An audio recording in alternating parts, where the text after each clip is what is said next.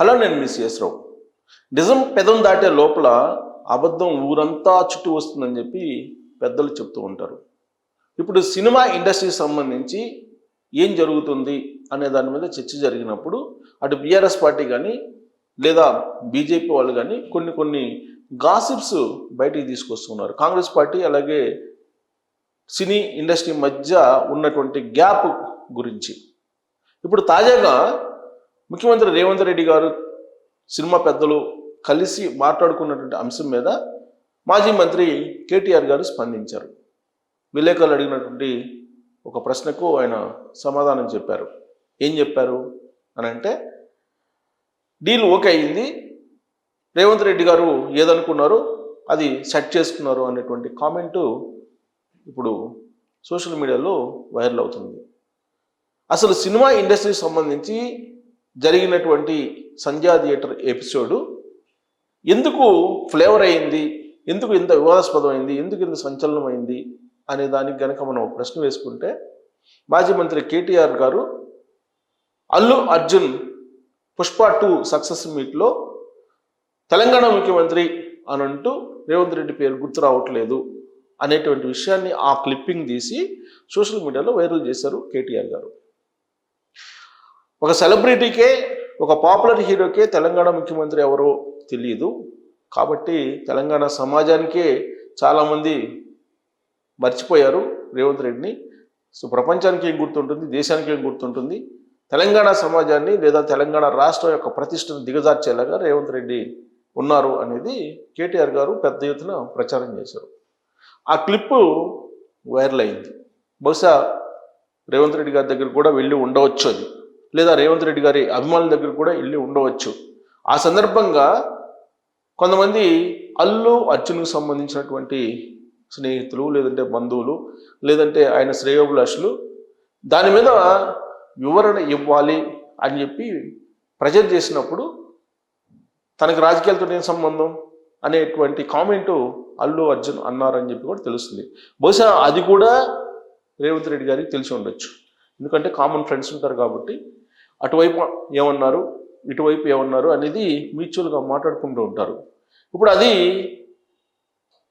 బాగా ఫ్లేవర్ అయిపోయింది, వివాదం అయిపోయింది. ప్రభుత్వానికి సినిమా ఇండస్ట్రీకి మధ్య ఒక గ్యాప్ ఏర్పడింది, ఆ సినిమా ఇండస్ట్రీకి ప్రభుత్వానికి మధ్య ఒక యుద్ధం జరుగుతుంది అనేటువంటి యాంగిల్లో ప్రొజెక్ట్ అయింది. తర్వాత ఇప్పుడు దిల్ రాజు ఎంటర్ కావడంతో కొంచెం సద్దుమణిగింది. ఇప్పుడు మళ్ళీ దానికి మాజీ మంత్రి కేటీఆర్ గారు ఒక పుల్ల వేసి రాజేసేటువంటి ప్రయత్నం చేస్తున్నారు అనేది అటు రాజకీయ ఇటు సినీ వర్గాల్లో వినిపిస్తుంది. ఏంటి అని అంటే, రేవంత్ ఈగో తగ్గింది, సినిమా ఇండస్ట్రీస్ వాళ్ళు వచ్చి మాట్లాడారు, డీల్ ఓకే అయ్యింది అనేటువంటి మాట ఆయన ఇప్పుడు తాజాగా అన్నారు. అంటే దాని అర్థం ఏంటి? పుష్ప సినిమాలో కనుక నేను సోఫా పంపిస్తున్నాను, సోఫా మీద మీరు కూర్చోండి, కొత్త సోఫా మీద అని చెప్పి డైలాగ్ చెప్తారు సీఎం క్యారెక్టర్కి. అంటే భారీ ఎత్తున ఏదో ముడుపులు చేతులు మారినట్టు, కొన్ని కోట్ల రూపాయలు ఏదో రేవంత్ రెడ్డికి ఇచ్చేసి డీల్ సెట్ చేసుకున్నట్టు, డీల్ ఓకే చేసుకున్నట్టు ఇప్పుడు రేవంత్ రెడ్డి గారి మీద మాజీ మంత్రి కేటీఆర్ గారు దుమ్మెత్తి పోస్తూ ఉన్నారు. సమస్య పోయింది, పరిష్కారం అయింది అని అంటే, పరిష్కారం కోసం సోఫాలు పంపించాల్సిందే అని చెప్పి ట్వీట్ చేశారు అంబటి రాంబాబు గారు. సినిమా పెద్దలు రేవంత్ రెడ్డి గారి మధ్య చర్చలు జరిగినటువంటి వెంటనే ఆయన చేసినటువంటి ట్వీట్ అది.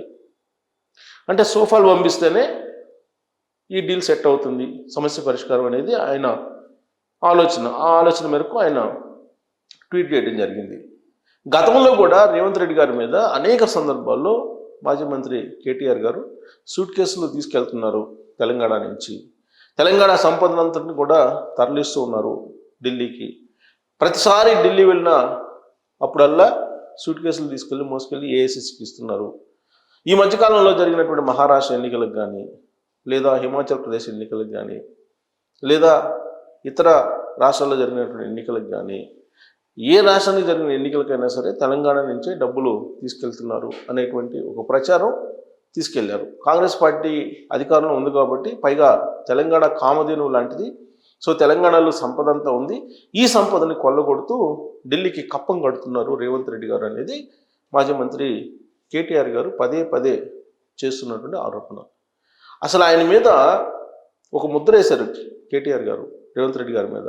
ఎన్నికలకు ముందే రేవంత్ రెడ్డి కాదు రేటంత రెడ్డి అని చెప్పి కామెంట్ చేశారు. అంటే రేటంత రెడ్డి సెటిల్మెంట్లు చేసుకుంటాడు, సెటిల్మెంట్లు చేసుకొని ఆయన వ్యాపారాన్ని చేసుకుంటుంటారు.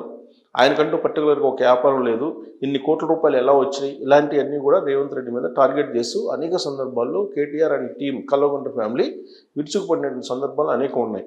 కానీ 2023 అసెంబ్లీ ఎన్నికల్లో తెలంగాణ సమాజం వాటిని ఏటిని పట్టించుకోలేదు. కేవలం కేసీఆర్ని దించేయాలి. కల్వకుంట్ల ఫ్యామిలీ అనేది తెలంగాణ సమాజం మీద ఆధిపత్యం కానీ పెత్తందారి దూరడం కానీ దొరతనం కానీ ప్రదర్శించకూడదు, ఇది తెలంగాణ సమాజానికి మంచిది కాదు అనేటువంటి ఉద్దేశంతో తెలంగాణ ఓటర్లు కాంగ్రెస్ పార్టీకి పట్టం కట్టారు. ఆల్మోస్ట్ 10 సంవత్సరాలు సుమారుగా తెలంగాణ తెచ్చినటువంటి పార్టీగా బీఆర్ఎస్ పార్టీకి కల్వకుంట్ల ఫ్యామిలీకి పట్టం కట్టారు. తెలంగాణ ఇచ్చినటువంటి పార్టీ కాంగ్రెస్ అని చెప్పి నమ్మి తెలంగాణ ఓటర్లు కాంగ్రెస్ పార్టీని అధికారంలోకి తీసుకొచ్చారు. ఆ క్రమంలో రేవంత్ రెడ్డి గారు ముఖ్యమంత్రి అయ్యారు. అయితే ఆయన రేటంత రెడ్డి అని, అసెంబ్లీ బయట అసెంబ్లీ లోపల ఆయన ఏదో సెటిల్మెంట్లు చేస్తారని, సెటిల్మెంట్లు మొత్తం ఆ ఇంట్లో వాళ్ళ బ్రదర్స్ ఒక్కొక్కదానికి ఒక్కొక్కటి అప్పచెప్పారని, ఇలాంటివన్నీ కూడా రేవంత్ రెడ్డి మీద ఈ మధ్యకాలంలో మాజీ మంత్రి కేటీఆర్ అనేక సందర్భాల్లో ఆరోపణలు చేస్తూ ఉన్నారు.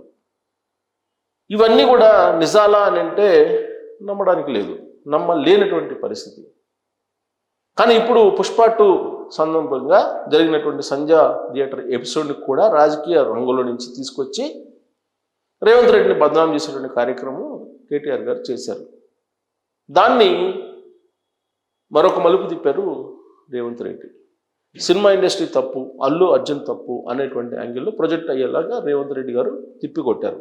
ఢిల్లీ నుంచి తెలంగాణ వరకు టాలీవుడ్ని ఒక ఆట ఆడుకున్నారు రేవంత్ రెడ్డి గారు. అసలు అల్లు అర్జున్ చేసిన తప్పు అని నిరూపించేటువంటి ప్రయత్నం క్లిప్పింగ్స్ ద్వారా చేశారు రేవంత్ రెడ్డి గారు. పోలీసులు, హోంశాఖ ఆయన అధీనంలో ఉంది, పోలీసులు దాన్ని క్లిప్పింగ్స్ని పవర్ పాయింట్ ప్రెజెంటేషన్ చేసి అల్లు అర్జున్ని విచారణకు పిలిచి తప్పు ఎక్కడ జరిగింది అనే దాని మీద క్లియర్గా మాట్లాడటం జరిగింది. ఇంత రాద్ధాంతం జరగడానికి కారణం ఏంటంటే అల్లు అర్జున్కు ఉన్నటువంటి ఈగో. ఆ ఈగో కారణంగానే ఇదంతా జరిగిందని చెప్పేసి ఒక వర్షన్ వినిపిస్తూ ఉంటే ఈగో సాటిస్ఫై అయింది రేవంత్ రెడ్డి అని చెప్పి కేటీఆర్ గారు చెప్తూ ఉన్నారు. ఒక అబద్ధాన్ని పదే పదే చెప్పడం ద్వారా ప్రజల్లోకి తీసుకెళ్లే ప్రయత్నం కేటీఆర్ చేస్తున్నారనేది కాంగ్రెస్ పార్టీ వాళ్ళు అనేక సందర్భాల్లో చెప్పారు.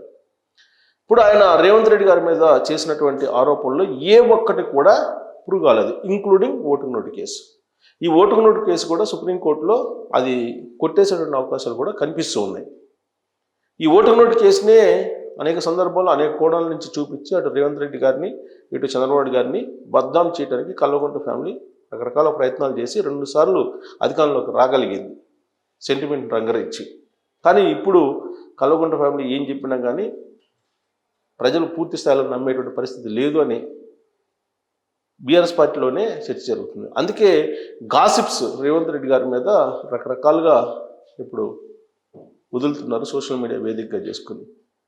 బీఆర్ఎస్ పార్టీ వర్గాల్లో జరుగుతున్నటువంటి చర్చ ప్రకారం దుబాయ్ నుంచి తెలంగాణ వరకు వయా ఆంధ్ర సోషల్ మీడియాకు సంబంధించినటువంటి అకౌంట్స్ని, సోషల్ మీడియాకు సంబంధించినటువంటి టీంని తయారు చేసి రేవంత్ రెడ్డి గారి మీద భయంకరమైనటువంటి ట్రోల్స్ చేయడం ద్వారా ఆయనకు ఉన్నటువంటి పొలిటికల్ గ్రామర్ని తగ్గించేటువంటి ప్రయత్నం చేయాలి అనేటువంటి టార్గెట్ పెట్టుకున్నారు రేవంత్ రెడ్డి గారి మీద కేటీఆర్ అండ్ బ్యాచ్ అనేది ఇప్పుడు వినిపిస్తుంది. బహుశా అందుకేనేమో అల్లు అర్జున్ని ఫోకస్ చేసి పుష్ప 2ని ఫోకస్ చేసి తమ వైపు పరిస్థితిని అనుకూలంగా మలుచుకునేందుకు కేటీఆర్ గారు ప్రయత్నించి ఉంటారు. కానీ అది బూమ్రాంగ్ అయింది.